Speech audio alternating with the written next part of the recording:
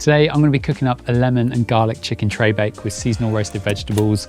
And I love this recipe because you can chop and change the vegetables depending on the time of year, just to keep it seasonal, keep it super fresh. I'm going to be cooking it in the Ooni Roasting Pan, and then I'm going to whack that in the Ooni Karu 2 Pro. And I just want to showcase how versatile this oven is and also show the incredible flavour you can get when cooking with wood fire. Let's start with the vegetables. I've got a vibrant seasonal mix here. First I'll chop my leeks and then add them to the pan. Next I've got some purple sprouting broccoli. And I've got some rainbow carrots as well. Just peel and roughly chop these.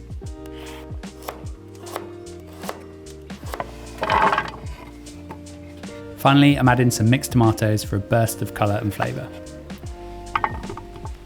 Once all the veg is in the roasting pan, I'll drizzle with olive oil. Season well with salt and pepper and then give it all a good mix to ensure it's evenly coated. I've got some vegetable stock which helps to steam the chicken but also makes an incredible sauce. To make the garlic butter, just roughly chop some garlic and add it to soften butter. Tear in some rosemary leaves.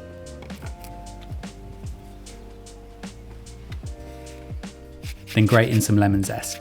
Mix it all together, then generously cover each chicken thigh with this fragrant butter. I'm using chicken thighs because they stay juicy and develop a beautiful crispy skin.